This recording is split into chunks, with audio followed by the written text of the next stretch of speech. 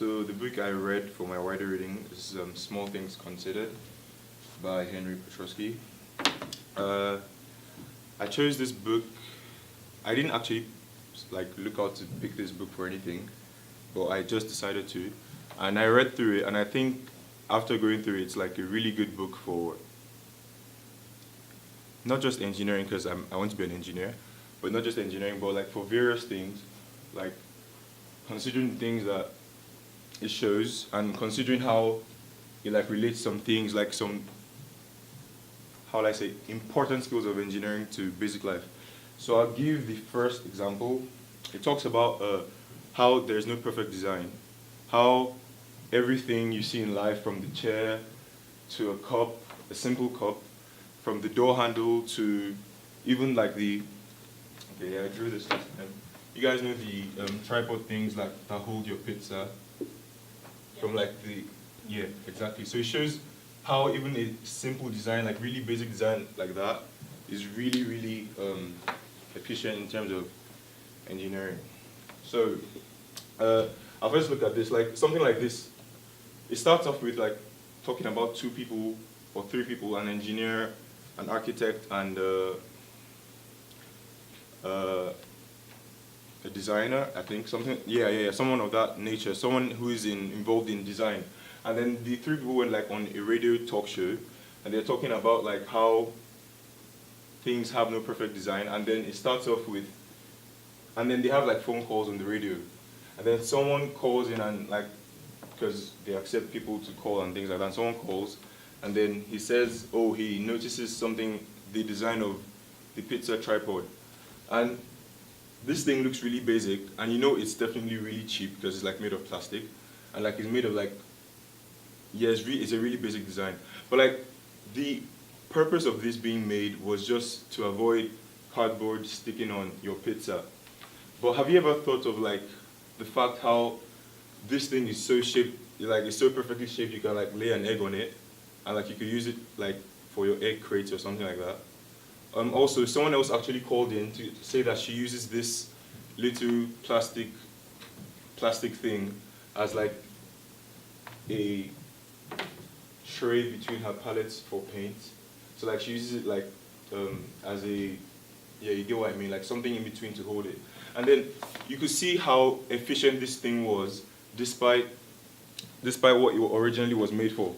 And that just like reading that just made me realize how many things, or how many things people make, how many things engineers do, and how things like how efficient it is develops how much, how important it is.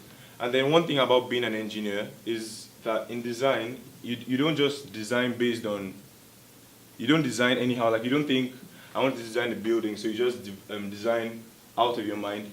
Being an engineer, you're given limits, you have to design with, in fact, one architect once said was, the beauty of design is in being able to produce a beautiful design with constraints. Like, how many of you know the Opera Sydney House in Australia? Okay, now a building like that was the actual cost that it was meant to be originally paid for to build the whole thing, despite the fact that we all know it's a good looking building, but it was actually like times 10 of what was actually planned. And something like that, engineering wise, it's not really, it's not as it wanted to, as it was not as it was planned to be, and as such it wasn't really efficient.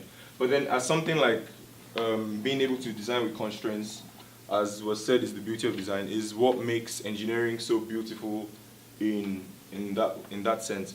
And so, like, and to give an example of when we talk about the efficiency of a design and why there's no perfect design, the first cups that like were made at first were like glass cups that were like straight. We all know like glass cups, how they look. You see a round cylindrical, perfectly cylindrical glass cup, and then another glass cup is made that is like shorter, has a smaller circumference on the base, and has a wider top. And then you're wondering what's the difference. Like, okay, maybe they look different, but like, have you ever thought of the fact how the wider cup is better in that you can actually stack it. Can you stack like a perfectly cylindrical glass tumbler? You can't stack it, and in that way, just a little tweak in the design of a glass cup made it more space efficient, made it more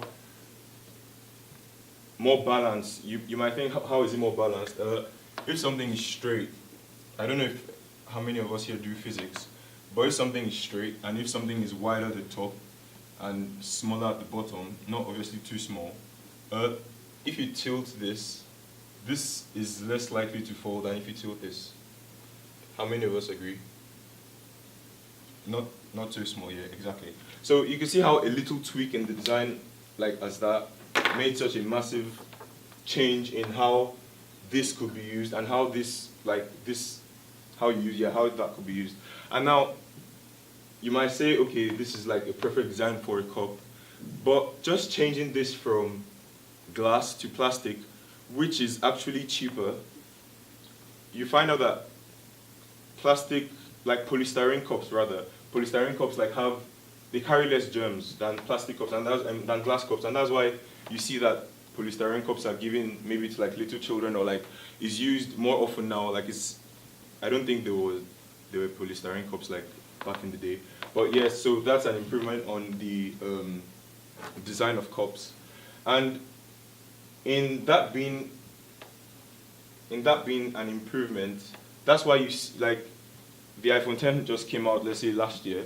You won't see Apple say this is like the best phone we will ever make, because if they do say that, like, how can they say this is the best they will ever make? Because there's like always room for improvement. There's always room to like improve. So if they say the iPhone 10 the best phone Apple was ever made, or Apple will ever make rather, and then they bring out the iPhone 11 and they say, oh sorry, like this is actually the best phone we will ever make. That's like being contradictory. It sounds weird, and that's why you see best phone yet and you think, yeah, that's just a little thing, but that's the little thing which makes designers know that there's always a room for improvement. So I think this book is really good even if you're not studying engineering, because it gives a far wider scope than what the examples I just gave in a cup and the pizza tripod thing and stuff like that. So you learn a lot from this book. It talks about how the toothbrush has developed, the little toothbrush has developed. It talks about computers, obviously how I don't really need to tell us how computers have developed from like being a room. Computers used to take up a whole room to like being in our pockets and stuff like that. So I think this book is really helpful irrespective of whether you're studying engineering or not. And I think I would recommend this, Small Things Considered by Henry Petrosky, for anyone to read. Thank you.